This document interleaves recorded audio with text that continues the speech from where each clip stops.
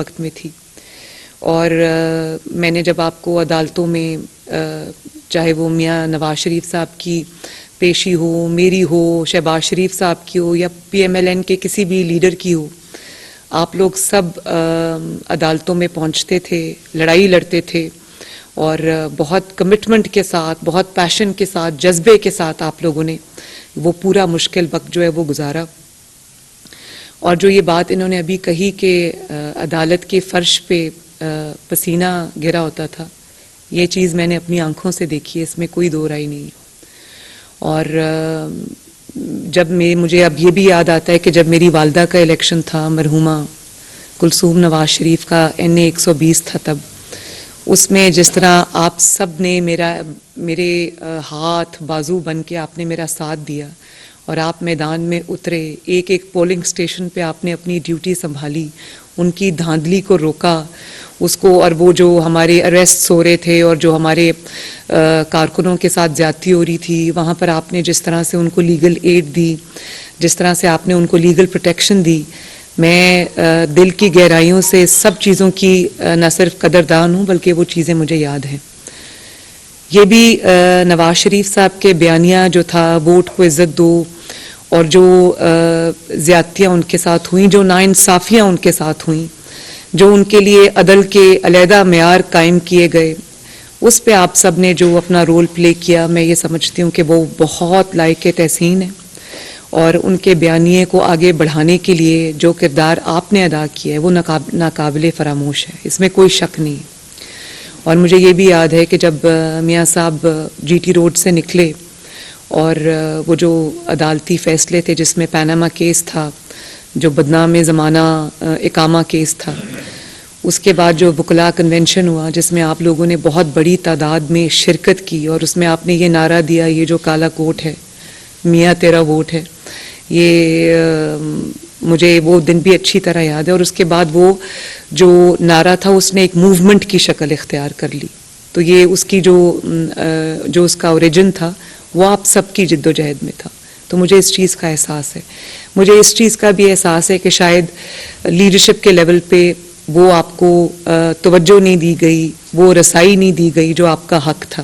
تو یہ میٹنگ میں نے آج اس لیے بھی بلائی ہے کہ سب کے ساتھ میری جو ہے ایک انیشل ملاقات ہو جائے، اس کے بعد ہم یہ جو روابط ہیں، جو کانٹیکٹ ہے، اس کو ہم الائیو رکھیں گے، اس کو بڑھائیں گے، اپنے وکلاء کے ونگ کو نہ صرف سٹرینتھن کریں گے بلکہ ان کو وہ جگہ دیں گے جس کے وہ حقدار ہیں انشاءاللہ۔ میں یہاں پر رانا ثناء اللہ صاحب کو ضرور اپریشیٹ کرنا چاہوں گی، جس طرح سے انہوں نے تنظیم پورے پنجاب میں بنائی وکلاء کی، انہوں نے اس کو توجہ دی۔ آئی تھنک ہمارے پاس ایک بہت اچھی فاؤنڈیشن ہے جس کے اوپر ہم بلڈ کر سکتے ہیں، اور انشاءاللہ ضرور کریں گے، اور آج کے بعد کریں گے، وداؤٹ ڈیلے کریں گے۔ اور آپ نے بالکل صحیح کہا کہ جو رول آپ پلے کر سکتے ہیں، کیونکہ آپ لوگوں کو اویئرنیس ہے، آپ لوگ اس ملک کے آئین کو، قانون کو، لاء کو جانتے ہیں، ملکی حالات کو جانتے ہیں، اور اس کو بڑے جو اویئرنیس ہے آپ کو، اس میں کوئی شک نہیں ہے۔ تو جس طرح آپ میرے مددگار ہو سکتے ہیں، پارٹی کے مددگار ہو سکتے ہیں، آپ کو استعمال نہ کرنا میرا خیال ہے پارٹی کا اپنا لاس ہے، اور میں یہ چاہوں گی کہ ہم اس خلا کو اب پورا کریں، اور میں آپ کے ساتھ مل کے بیٹھوں گی، ہم انشاءاللہ تعالیٰ آپ کے بھی ہاتھ مضبوط کریں گے تاکہ آپ ہمارے بھی ہاتھ مضبوط کریں۔ اور آج جو میں نے یہ میٹنگ بلائی ہے، یہ میری لانگ ڈیو تھی، اوور ڈیو تھی، بلکہ میں ڈویژن کے دوروں پہ میں بزی تھی، اور یہ بھی سچ ہے کہ الیکشن جو تھا وہ 30 اپریل کو اناؤنس ہو گیا تھا، تو ہمارے پاس ٹائم کی کمی تھی، اور اس پہ مجھے اپنے جو ڈویژن کے دورے تھے وہ مکمل کرنے تھے، وہاں پر مجھے جو اپنے کینڈیڈیٹس ہیں ان سے ملنا تھا، ان کی فائنلائزیشن کرنی تھی، اس پہ برین سٹارمنگ کرنی تھی، ان کا وہ جو پارٹی ہے اس کو وہاں پر دیکھنا تھا، تو میرے پاس ٹائم کی کمی تھی۔ لیکن میری پہلی پرائیورٹی یہی تھی کہ جیسے ہی مجھے فرصت ملے میں وکلاء کے ساتھ، اپنے PMLN کے جو لائرز ونگ ہے ان کے ساتھ میٹنگ کروں۔ مجھے احساس ہے کہ آپ لوگوں سے ملنا میرا کتنا ضروری تھا۔ تو اب ذرا الیکشن ڈیلے ہوا ہے تو مجھے موقع بھی ملا آپ سب سے بات کرنے کا۔ تو میرا یہ خیال ہے کہ جس طرح آپ نے لائرز موومنٹ میں جب جوڈیشری کی بحالی کی موومنٹ ہو یا ووٹ کو عزت دو کی تحریک ہو یا وہ جو نواز شریف صاحب کے ساتھ اور مسلم لیگ نون کے ساتھ جو ناانصافیاں ہوئی ہیں اس میں جو آواز بلند کرنی ہو، حق کی آواز، قانون کے لیے جو آپ نے آواز بلند کی، پاکستان کی عدلیہ کے لیے جو آپ نے عدل کے لیے آواز بلند کی، میرا خیال ہے کہ اس سب سے زیادہ آج پاکستان کو آپ کی ضرورت ہے، آپ کی جماعت کو آپ کی ضرورت ہے، مجھے آپ کی ضرورت ہے، نواز شریف صاحب کو آپ کی ضرورت ہے، لیکن میرا خیال ہے کہ اس وقت جو پاکستان کے حالات ہیں، جو کرائسس ہے پاکستان میں، اس سچویشن میں پاکستان کو آپ کی ضرورت ہے اور پاکستان آپ کو آواز دے رہا ہے. اس لیے میں نے آج یہ میٹنگ یہاں پر بلائی ہے. اس میں کچھ باتیں ہمیں طے کر لینی چاہیے، کچھ باتیں ہمیں آج ڈسکس کرنی چاہیے. جو ملک کے حالات ہیں وہ ہمیں آج ڈسکس کرنے چاہیے، جو ریالٹیز ہیں آج کی وہ ہمیں ڈسکس کرنی چاہیے. جس طرح میں جو اپنی تقاریر میں بات کرتی رہی ہوں کہ اس ملک میں جو ترازو ہے اس کے دو پلڑے برابر نہیں ہیں، تو پہلے ترازو کے پلڑے برابر کرو پھر الیکشن کراؤ. اللہ کا شکر ہے کہ ہم لوگ الیکشن سے نہیں ڈرتے، ہم لوگ سلیکٹ ہو کے نہیں آتے، ہم الیکٹ ہو کے آتے ہیں. جو سلیکٹ ہو کے آتا ہے اس کو فکر ہونی چاہیے.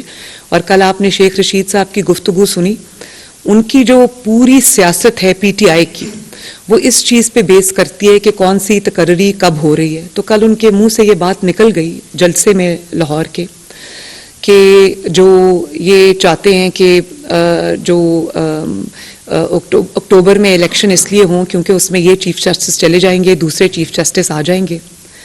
تو مجھے اس سے یہ اندازہ ہوا کہ ان کی جو سیاست ہے وہ ساری تقرریوں کے ارد گرد گھومتی ہے. پہلے ان کے ساتھ وہ اسٹیبلشمنٹ کے کردار تھے جو اب جا چکے ہیں، تو اب انہوں نے جوڈیشل اسٹیبلشمنٹ ڈھونڈ لی ہے جس کے اوپر یہ تکیہ کر کے بیٹھے ہوئے ہیں. اور جو لانگ مارچ انہوں نے پہلے کیا اس میں ان کا یہی تھا کہ وہ جو چیف آف آرمی سٹاف کی اپوائنٹمنٹ ہونی تھی اس کو کنٹروورشل بنایا جائے، اس کو روکا جائے، کیونکہ ان کی پوری سیاست اپوائنٹمنٹس کے ارد گرد گھومتی ہے، بیساکھیوں کے ارد گرد گھومتی ہے. ان کی پوری سیاست جو ہے وہ سہولت کاروں کے ارد گرد گھومتی ہے. ایک سہولت کار چلے گئے، انہوں نے کانوں کو ہاتھ لگایا. آپ نے جنرل باجوہ صاحب کا انٹرویو سنا، وہ کہتے ہیں کہ یہ خود لانے والے ہیں اس کو، اور وہ کہتے ہیں کہ یہ خطرناک آدمی ہے ملک کے لیے. اور اب جو ان کے جو ریمینز ہیں، جن کو ریمننٹس ہیں یا جو ویسٹیجز جن کو میں کہتی ہوں، یا ان کی جو باقیات ہیں 3-4 لوگ جو جوڈیشری میں ہیں، یہ ان پہ تکیہ کر کے اب بیٹھے ہوئے ہیں. تو اور آپ یہ دیکھیں کہ جس طرح سے میں نے پاکستان کی کم از کم تاریخ میں نے یہ کبھی ہوتے نہیں دیکھا. آپ لوگ اس کو میرے سے زیادہ غور سے بلکہ لیگل پوائنٹ آف ویو سے دیکھ رہے ہوں گے کہ ایک شخص جس نے بریزنلی بلیٹنٹلی اس نے پاکستان کے قانون کو فلاؤٹ کیا، پاکستان کے قانون کو پاؤں کے نیچے روندا. پولیس نے جب عدلیہ نے اس کو کہا کہ آؤ اور پیش ہو، وہ شخص نہیں گیا، وہ اپنے گھر میں چھپا رہا. کبھی اس نے پلاسٹر کا بہانہ بنایا، کبھی اس نے بیماریوں کا بہانہ بنایا، کبھی اس نے جو ہے وہ جان کو میری خطرہ ہے اس کا اس نے بہانہ بنایا. وہ نہیں گیا. اور جب وہ گیا اس نے جتھے لے کر حملہ آور وہ ہوا لاہور ہائی کورٹ میں بھی، جوڈیشل کمپلیکس اسلام آباد میں بھی. مجھے پاکستان کی تاریخ میں آپ بتائیں کب ان آنکھوں نے، یا as a student of politics یا آپ ایز اسٹوڈنٹ آف لا، آپ نے کب دیکھا ہے کہ پاکستان کی تاریخ میں کسی کو یہ سہولت حاصل ہوئی ہو؟ اور ابھی نواز شریف صاحب کے مقابلے میں اس کو کسی نے انگلی بھی نہیں لگائی. نواز شریف صاحب کے اوپر پاناما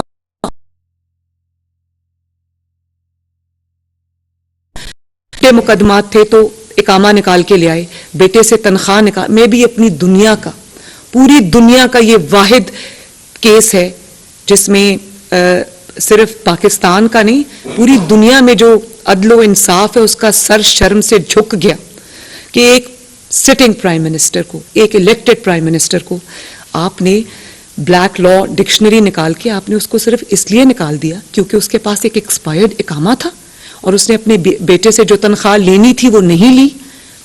مطلب اتنے بڑے بڑے لیگل مائنڈز بیٹھے ہوئے تھے اور یہ فیصلہ آپ نے کیا.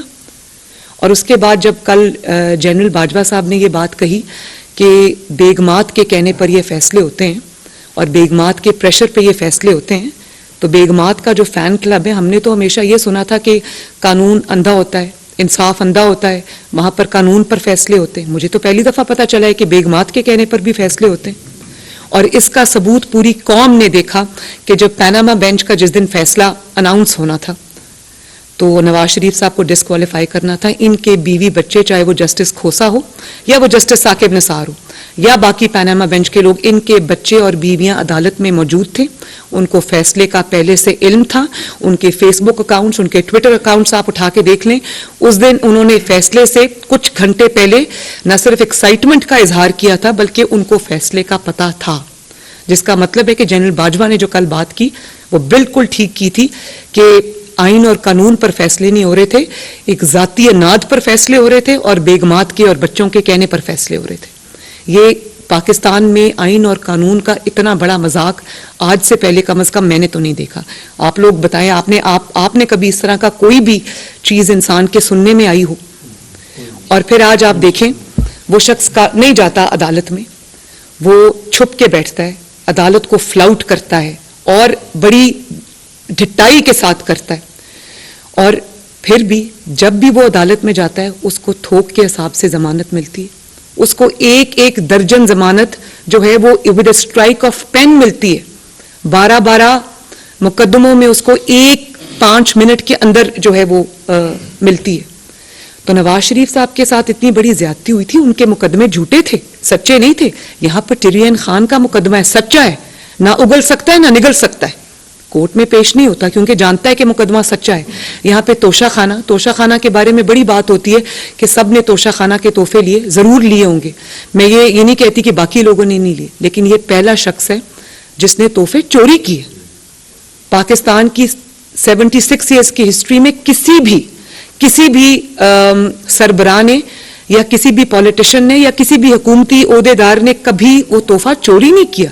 उसका एक तरीकाकार है, उसका तरीकाकार ये है कि जो आपको तोहफा मिलता है आप उसको जमा कराएं और वो एक उसका सेट होता है परसेंटेज, उस परसेंटेज के ऊपर जो है वो आप वो पे करते हैं और उसके बाद वो तोहफा आप लेते हैं।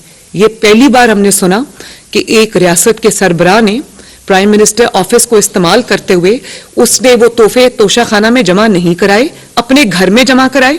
उसकी जो वाइफ है, खातून अव्वल है, वो उसकी ये ऑडियो, एक सेकंड जी प्लीज जरा खामोशी इख्तियार करें काइंडली। उसकी ऑडियो जो है वो आती है और वो कहती है कि वो जो तोशा खाना के तहाइफ हैं वो आपने गेट पे क्यों रखे, उनकी तस्वीर क्यों ली, वो आपने घर के अंदर क्यों नहीं भेजे, और आपने रिकॉर्ड क्यों रखा, देयर बाय मीनिंग कि मैं चोरी करने जा रही थी, आपने उसकी तस्वीर क्यों खींची। और वो उन्होंने बगैर तोशा खाना में जमा कराए हुए उनको पहले दुबई में बेचा, करोड़ों में बेचा। अगर 1 करोड़ का तोहफा था उसको 20-20 करोड़ में बेचा। उसके बाद उस को मनी लॉन्ड्रिंग के थ्रू वो पैसा जो है वो किसी प्रॉपर्टी टाइकून के जहाज में रख के फराग होगी उसको लेकर आई। वो पैसा किधर गया, किस अकाउंट में गया, कोई नहीं जानता, किसी को नहीं पता। अगर इसको मनी लॉन्ड्रिंग नहीं कहते तो किसको कहते हैं। उसके बाद उसको जमा नहीं कराया, उसकी एक छोटी सी परसेंटेज जमा करा दी बेचने के बाद तोशा खाना के अंदर, और उसके बाद भी उसका कोई रिकॉर्ड नहीं था, उसको आपने डिक्लेयर नहीं किया। और जब आपको ये पता चला कि आपके ऊपर ग्रिप टाइटन हो रही है, आपके गले में जो फंदा है वो एहतसाब का डाला जा रहा है या आपकी हुकूमत जा रही है, तो जल्दी जल्दी जो है वो डिक्लेरेशंस वो भी झूठी इन्होंने जमा कराई। तो पाकिस्तान का कानून किधर सो रहा है? इकामा पर एक आप वजीर आजम को निकाल सकते हैं, ये तो ग्लेयरिंग चीजें, इनके ऊपर वो कोर्ट नहीं जाता क्योंकि वो जानता है कि तोशा खाना भी सच्चा है। फॉरेन फंडिंग में जो ईसीपी का डिसीजन आया है, वो डिसीजन में जिस किस्म के ब्लेटेंट और वो इररिफ्यूटेबल एविडेंस है हर पेज के ऊपर, आप लोगों ने पढ़ा होगा, आप लॉयर्स हैं, आप उसको वो रिफ्यूट कर सकता है कोई? और अगर वो केस सच्चा ना होता तो 7 साल ये सांप बनकर उसके ऊपर ना बैठा रहता।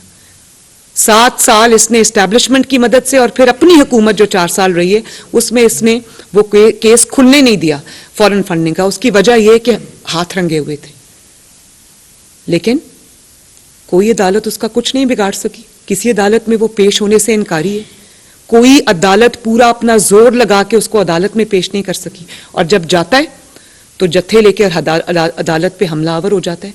मैं गुजरी हूं उस प्रोसेस से, 100 से ज्यादा पेशियां मेरी हैं झूठे मुकदमात पे। नवाज शरीफ साहब की 200 से ज्यादा पेशियां झूठे मुकदमात में। ये आपके पास सामने राना सनाउल्लाह बैठे हैं, झूठा मुकदमा इन पे बना, ہمیں ایک دن بتائیں کہ ہم کبھی جتھا لے کر گئے ہوں کوर्ट کے اندر. ہمارے تو دماغوں میں بھی یہ بات نہیں آتی تھی, جانتے ہوئے کہ یہ انتقام ہے, جانتے ہوئے کہ یہ جھوٹے مقدمات ہیں, ہم لوگ ایک شریف شہری کی طرح کورٹ کے سامنے پیش ہوتے رہے. فیصلہ صحیح تھا غلط تھا اس بحث سے قطع نظر اس فیصلے کو تسلیم کیا, کورٹ کے آگے سرنڈر کیا, جھوٹی سزائیں بھگتی, اور یہ دیکھیں وہ کورٹ میں پیش ہی نہیں ہو رہا. اور اس کے بعد جب پولیس جاتی ہے زمان پاک میں کورٹ کے آرڈرز امپلیمنٹ کرا, پولیس کوئی کسی ذاتی اناد میں ہماری طرح جو ہمارے گھروں پہ اٹیکس ہوتے تھے وکٹمائزیشن کرنے کے لیے پولیس نہیں جاتی, پولیس جاتی ہے اس کو وہاں پر کورٹ کے آرڈرز امپلیمنٹ کرنے کے لیے. تو وہاں پر زمان پاک سے پولیس کے اوپر حملہ ہوتا ہے, وہاں سے پیٹرول بامز پھینکے جاتے ہیں, وہاں سے گلیلیں چلائی جاتی ہیں, وہاں سے پولیس والوں کے سر پھاڑے جاتے ہیں, سر توڑے جاتے ہیں, ان کو وہ بیچارے گرے پڑے تھے, پوری ریاست کے اوپر حملہ ہوا وہاں سے صرف اس لیے کہ پولیس وہاں پر کورٹ کے آرڈرز امپلیمنٹ کرنے گئی. پاکستان کا آئین اور قانون کہاں سو رہا ہے؟ کیوں اس پہ کوئی ایکشن نہیں ہوتا؟ کیوں یہ باقیوں سے ستیلوں والا سلوک ہوتا ہے, یہاں سے لاڈلے والا سلوک ہوتا ہے؟ کون ہے اس کو جو ابھی آج بھی پروٹیکٹ کر رہا ہے؟ میں یہ پوچھتی ہوں, قوم کو یہ سوال پوچھنا چاہیے.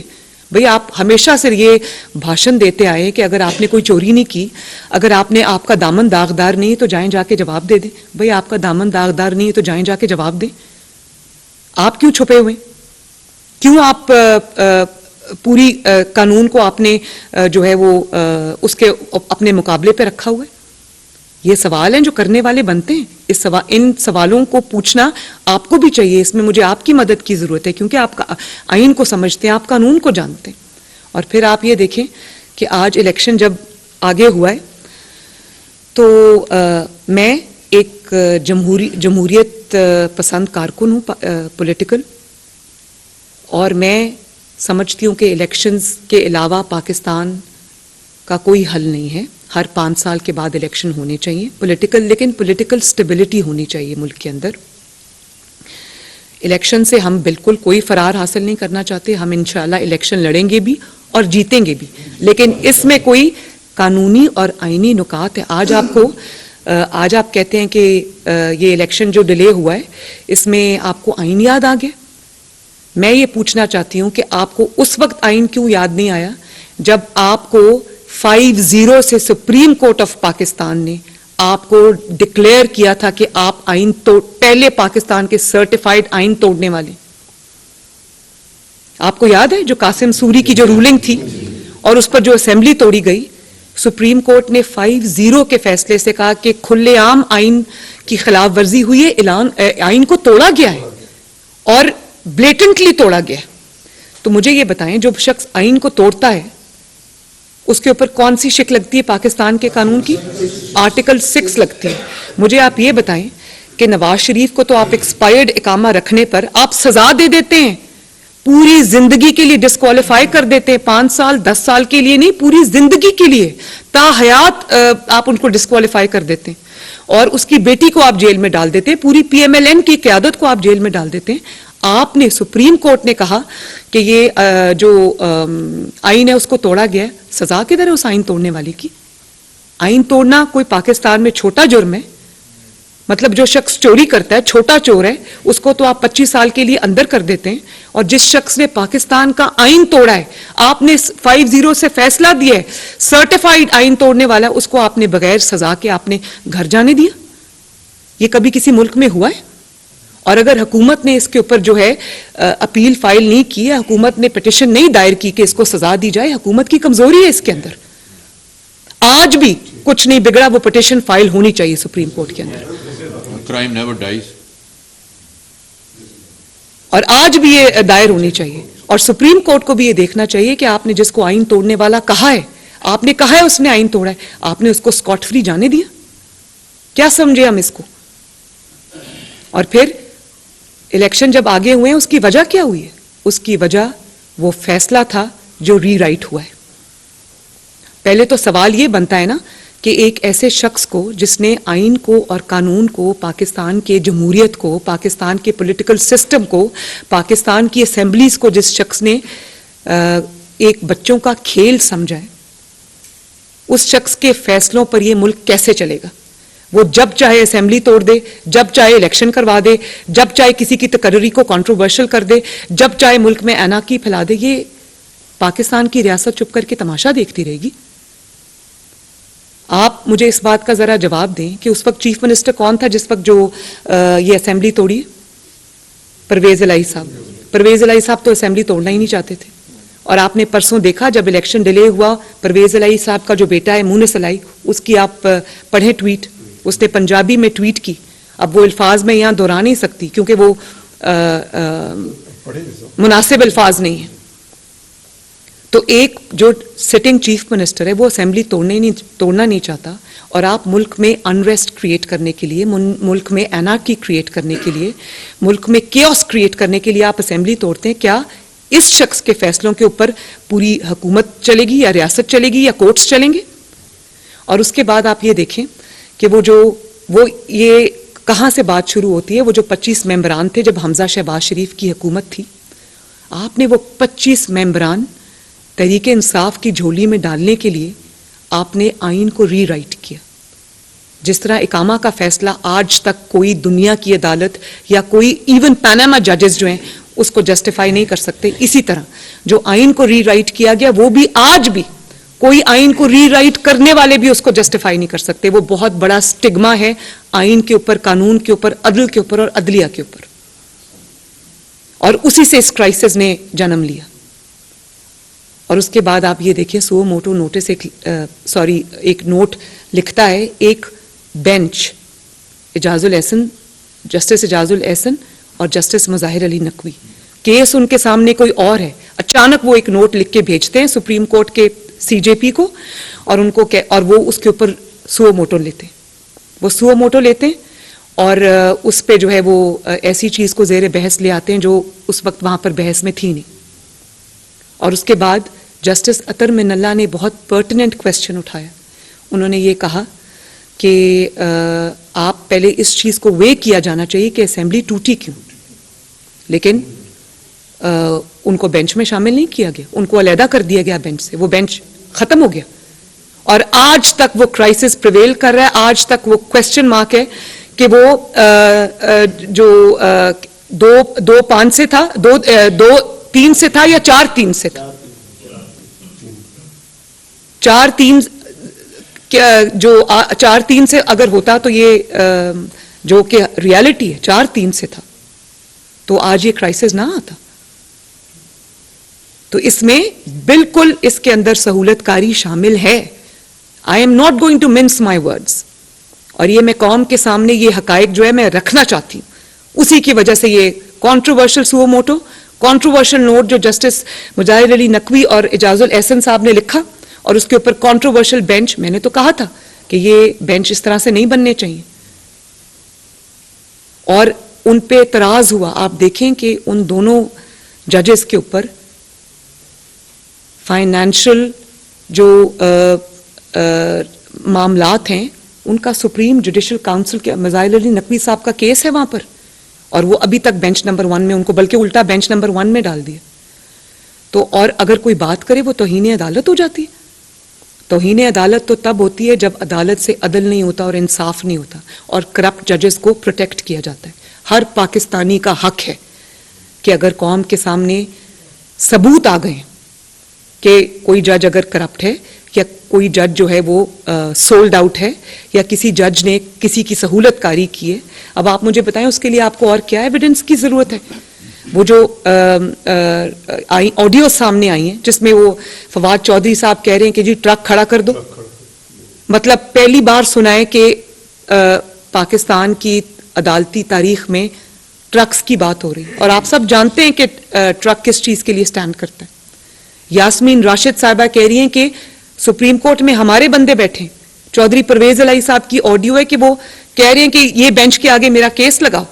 اگر اس کو میچ فکسنگ اور بینچ فکسنگ اس کو نہیں کہتے تو پھر کس کو کہتے ہیں؟ اور اس کے خلاف جو بات کرے, اس کے خلاف جو اس ناانصافی کے خلاف آواز اٹھائے, اس کے اوپر آپ اس کو توہین لگا دیں یا کہا جائے کہ اس کو توہین عدالت میں پکڑ لو. تو اس طرح سے عدل کی عزت, انصاف کی عزت, عدلیہ کی عزت جو ہے اس کے فیصلوں سے ہوتی ہے, اس کے فیصلے بولتے ہیں. یہاں پہ ٹرکس بول رہے ہیں, یہاں پہ بیگمات بول رہی ہیں, یہاں پر بچے بول رہے ہیں. کبھی پاکستان کا میں نے اس سے برا حال کبھی نہیں دیکھا. ڈکٹیٹرشپس میں بھی کچھ جو ہے وہ فساد رکھا جاتا ہے. اور پھر آپ یہ دیکھیں کہ ابھی جو الیکشن آگے گیا ہے اس میں آپ کہہ رہے ہیں کہ آئین کی خلاف ورزی ہوئی ہے. پہلے تو آئین کی بات آپ سب کے منہ سے اچھی نہیں لگتی, آپ آئین توڑنے والوں میں سے. دوسری بات کہ سلیکٹیو ایپلیکیشن آئین کی کیوں ہو رہی ہے؟ آئین کہتا ہے کہ 90 ڈیز میں الیکشن ہوں گے, پورے ملک میں کیئر ٹیکر حکومت ہوگی. تو مجھے یہ بتائیں کہ جو شخص آج یہ بات کر رہا ہے, کل اگر پنجاب اسمبلی کا الیکشن مسلم لیگ نون جیت جاتی ہے تو وہ ذہنی طور پہ بیمار شخص جو ہے, یا جو فتنہ کرنے کے لیے پاکستان میں لانچ کیا گیا ہے, کیا گارنٹی ہے کہ وہ یہ پنجاب اسمبلی اگر نون لیگ جیت جاتی ہے تو وہ فیصلہ مان لے گا؟ اور اس کے بعد وہ کے پی کے اگر جیت جاتا ہے, وہاں پر اس کی فالوئنگ ہے, اگر کے پی کے میں وہ جیت جاتا ہے تو وہ کون اس بات کی گارنٹی دے گا کہ وہ جیت کے وہ دوبارہ اسمبلی نہیں توڑے گا؟ اور کون اس بات کی گارنٹی دے گا کہ پنجاب اسمبلی کا الیکشن اگر پی ایم ایل این جیت جاتی ہے تو یہ نہیں کہے گا کہ یہ دھاندلی ہوئی ہے کیونکہ شہباز شریف اوپر فیڈرل گورنمنٹ میں پرائم منسٹر تھا, اس کے نیچے یہ پروونشل اسمبلی کا الیکشن ہوا ہے اس لیے اس میں دھاندلی ہوئی ہے؟ اور کون اس چیز کی مجھے گارنٹی دے گا جو آج یہ کہہ رہا ہے کہ محسن نقوی جو ہے اس نے میرے خلاف سازش کی ہے, جو پنجاب کے کیئر ٹیکر چیف منسٹر ہیں. عمران یہ کہہ رہا ہے کہ محسن نقوی نے میرے خلاف سازش کی ہے اور محسن نقوی میرے قتل کی پلاننگ کر رہا ہے.